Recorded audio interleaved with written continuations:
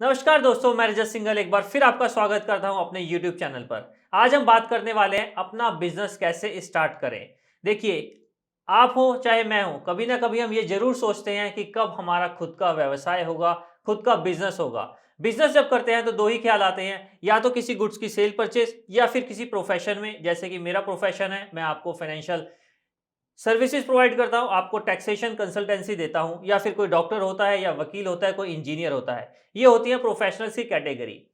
कोई भी आप बिजनेस स्टार्ट करें, सबसे पहले बात आती है जीएसटी रजिस्ट्रेशन करना मैंडेटरी है या नहीं है। आज की इस वीडियो में वो सारी चीजें कवर करूंगा जो जीएसटी से रिलेटेड है। तो चलिए स्टार्ट करते हैं, कैसे आप अपना खुद का बिजनेस सेटअप करें।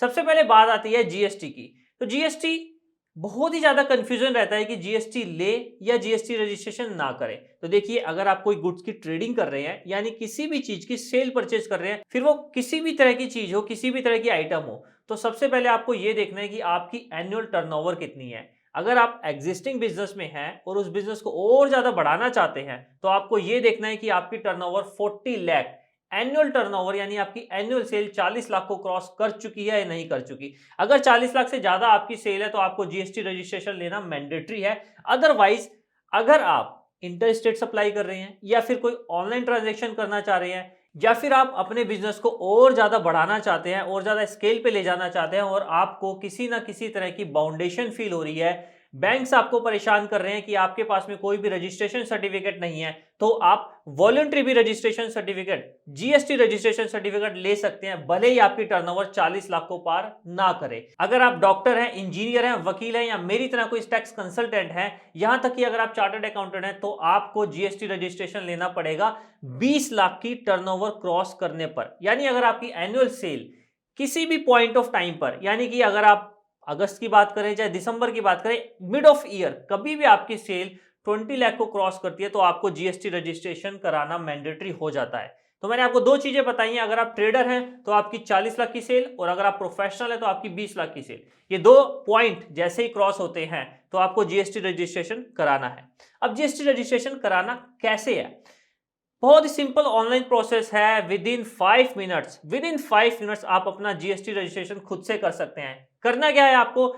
www.gst.gov.in, ये सिंपल सी वेबसाइट है, आपको गवर्नमेंट पोर्टल पर विजिट करना है। वहां पर आपको अपनी बेसिक डिटेल, जैसे कि आपका पैन कार्ड, आपका आधार कार्ड, आपकी एक फोटोग्राफ, ये तो हो गए आपके ऑनर यानी कि आपके खुद के डॉक्यूमेंट्स, आपको वहां पर अपलोड करने हैं। इसी के साथ जहां भी, जिस भी जगह से आप अपना बिजनेस, अपना व्यवसाय, अपना प्रोफेशन स्टार्ट करना चाहते हैं, वहां का एड्रेस प्रूफ, वो भी आपको इस वेबसाइट पर रजिस्टर करना है। एड्रेस प्रूफ ऑफ दो रीजन यहां पर हो सकते हैं, दो ऑप्शन आपके पास हो सकते हैं। पहला तो ये कि जहां से भी आप वो बिजनेस ऑपरेट करेंगे, वो आपकी खुद की प्रॉपर्टी हो सकता है, या फिर वो प्रॉपर्टी आपकी रेंटेड हो सकती है। अगर वो प्रॉपर्टी आपकी खुद की है तो सिंपली आपको वहां पर अपनी प्रॉपर्टी के पेपर, या फिर आपके नाम पर जो भी यूटिलिटी बिल है, इलेक्ट्रिसिटी बिल, वाटर बिल, या फिर आपका कोई भी टैक्स की रसीद है, एमसीडी टैक्स की रिसिप्ट है, वहां पर आपको अपलोड करनी है, और जीएसटी रजिस्ट्रेशन आपका कंप्लीट हो जाएगा। और अगर आपकी प्रॉपर्टी रेंटेड है तो आपको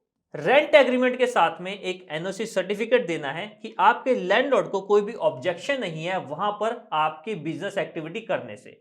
तो मात्र ये गिने चुने 4-5 डॉक्यूमेंट्स अगर आप वहां अपलोड कर देते हैं, और अपने बिजनेस की छोटी मोटी डिटेल, जैसे कि आप क्या काम करेंगे, किस तरह के आपके गुड्स होंगे, उस गुड्स के एचएसएन कोड क्या है, उस गुड का एसएसी कोड क्या है, वो सारी डिटेल आपको वहां पर अपलोड करनी है। डिटेल अपलोड करने के बाद में आपको मोबाइल पर एक ओटीपी रिसीव होगा। ओटीपी आपको वहां पर डालना है, जो कि ये वेरीफाई करता है कि आपने अपनी online GST registration application sign कर दी है। उसके बाद आपको आधार से ऑथेंटिकेट करना है, वो भी एक ओटीपी के माध्यम से हो जाएगा। फिर आपको 6 to 7 डेज के अंदर आपको खुद का अपना जीएसटी रजिस्ट्रेशन सर्टिफिकेट मिल जाएगा, जो कि ये वेरीफाई करता है कि अब आपका बिजनेस रजिस्टर हो चुका है।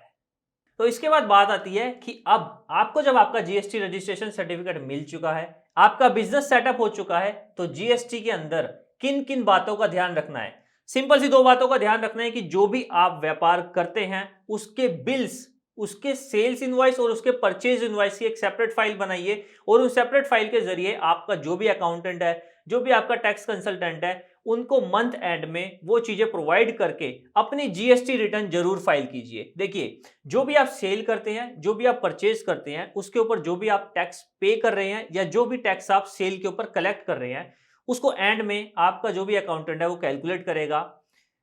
कैलकुलेट करने के बाद में 11th ऑफ एवरी मंथ को आपने सारी सेल की डिटेल्स, जितने भी आपके सेल्स इनवॉइस हैं, उसको जीएसटी पोर्टल पर अपलोड करना है। इस रिटर्न को कहते हैं जीएसटीआर 1। यानी कि जीएसटीआर 1 से एवरी 11th को आप अपने प्रीवियस मंथ की डिटेल देते हैं जीएसटी पोर्टल पर कि आपने किस पार्टी को कितना माल बेचा और उस माल के ऊपर कितना जीएसटी कलेक्ट किया। इसके बाद एवरी 20th को, यानी कि 20 तारीख से लेके 23 तारीख तक आपको जीएसटीआर 3 भी फाइल करना है। ये मैंने 20 से 23 इसलिए बताया कि किसी की टर्नओवर अगर 1.5 करोड़ से ज्यादा है तो आपके लिए last date 20 of every month है, और अगर आपकी टर्नओवर 1.5 करोड़ से कम है एनुअल टर्नओवर, तो आपके लिए 23 तारीख वो लास्ट डेट हो जाती है। ये जो डेट्स हैं टाइम टू टाइम चेंज होती रहती हैं। आप इसके लिए मेरी वेबसाइट www.moneymarine.in पर जाकर विजिट कर सकते हैं। वहां पर आपको जीएसटी एंड इनकम टैक्स से रिलेटेड जो भी लेटेस्ट नोटिफिकेशंस होती हैं, जो भी लेटेस्ट अमेंडमेंट्स होती है, वो वहां पर आपको मिल जाएंगी। बात करते हैं कि आपको रिटर्न्स कैसे फाइल करनी है। जीएसटीआर 1 के बारे में मैंने आपको बता दिया। अब बात आती है जीएसटीआर 3B की। जीएसटीआर 3B के अंदर जो भी आपने 11 तारीख को प्रीवियस जीएसटीआर 1 भरा है, वहां से आपकी मंथली सेल फैच होके आ जाएगी। ऑटोमेटिकली वहां पर आपको सारा डाटा मिलेगा। इसके साथ ही जो भी आपने परचेजेस करी है, वो परचेजेस भी वहां पर ऑटोमेटिकली फिगर अपलोड हो जाएगी।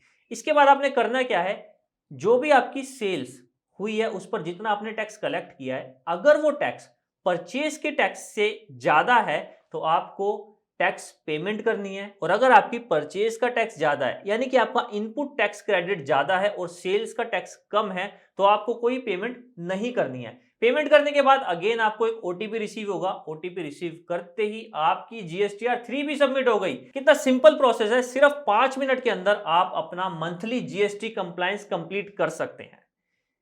तो यहां मैंने आपको बताया कि जीएसटी रजिस्ट्रेशन कैसे लेना है और जीएसटी रिटर्न कैसे भरनी है। इसके साथ में ही जैसे कि अब आप जीएसटी रजिस्ट्रेशन करने जा रहे हैं, तो डिपेंड करता है कि आपको कौन सी स्कीम के अंदर जीएसटी रजिस्ट्रेशन कराना है। जी हाँ, जीएसटी के अंदर भी 2 स्कीम है। पहला तो कंपोजिशन स्कीम और दूसरा रेगुलर स्कीम। कंपोजिशन स्कीम की बात कर लेते हैं। कंपोजिशन स्कीम उन सेलर पर एप्लीकेबल होती है, उन ट्रेडर पर एप्लीकेबल होती है जिनका एनुअल टर्नओवर 1.5 करोड़ से कम है, और साथ ही साथ वो अपनी सिटी, अपनी स्टेट के अंदर रहकर कारोबार करते हैं, किसी भी तरह की इंटर स्टेट ट्रांजैक्शन नहीं करते या फिर ऑनलाइन जाकर अपना माल नहीं बेच रहे हैं। ये 3 फाउंडेशन है। नंबर 1, अगर आप कंपोजिशन स्कीम में, तो आपकी टर्नओवर 1.5 करोड़ से कम होगी। आप अपनी सिटी के अंदर, अपनी स्टेट के अंदर ही व्यापार करने के योग्य हैं। इससे आप बाहर जाकर व्यापार नहीं कर सकते, यानी कि आप इंटर स्टेट ट्रांजैक्शन नहीं कर सकते। आपके लिए सिर्फ इंट्रा स्टेट ट्रांजैक्शन होगी। इसके बाद आप किसी भी तरह की ऑनलाइन ट्रांजैक्शन अपने बिजनेस के लिए नहीं कर सकते हैं। और अगर आप ये तीनों बाउंडेशन नहीं चाहते हैं, तो आपको रेगुलर स्कीम में रजिस्ट्रेशन कराना पड़ेगा। रेगुलर स्कीम में एक बार आप रजिस्ट्रेशन करा लेते हैं, तो फिर चाहे आप इंडिया ही नहीं, इंडिया से बाहर भी किसी भी देश के साथ व्यापार कीजिए। साथ ही साथ आप ऑनलाइन व्यापार भी कर सकते हैं, और यहां पर आपको टर्नओवर की भी कोई सीमा नहीं है। आप बेइंतहा जितना मर्जी व्यापार कर सकते हैं। अब फर्क क्या है कंपोजिशन स्कीम में और रेगुलर स्कीम में? देखिए, फर्क बहुत मेजर है। जहां कंपोजिशन स्कीम आती है, वहां आपको किसी भी तरह का इनपुट टैक्स क्रेडिट अवेल नहीं करना, ना ही आपको कोई बिल काटना है, ना ही आपको बुक्स ऑफ अकाउंट मेंटेन करने हैं। तो वैसे देखा जाए तो कंपोजिशन स्कीम में किसी भी तरह का झमेला नहीं है। आपको सिर्फ लमसम 1% के हिसाब से टैक्स पे कर देना है और यहां पर आपका काम खत्म।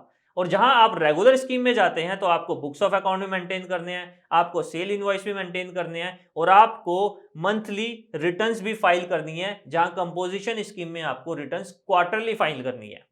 तो हर एक चीज का बेनिफिट है, हर एक चीज का नुकसान है। देखना आपको है कि आप कौन सी स्कीम में फिट हो रहे हैं। फिर भी कोई कंफ्यूजन है तो आप कमेंट सेक्शन में जाकर कमेंट कर सकते हैं। अपने बिजनेस की डिटेल दीजिए, मैं आपको बताऊंगा कि आपके लिए कौन सी स्कीम बेनिफिशियल है। और अल्टरनेटिवली आप स्क्रीन पे जो नंबर फ्लैश हो रहा है उस पर व्हाट्सएप भी कर सकते हैं। यदि ये वीडियो आपको पसंद आई है तो इसे लाइक करना ना भूलें। अगली वीडियो में फिर मिलते हैं आपके साथ नए टैक्स अपडेट के साथ। तब तक के लिए नमस्कार।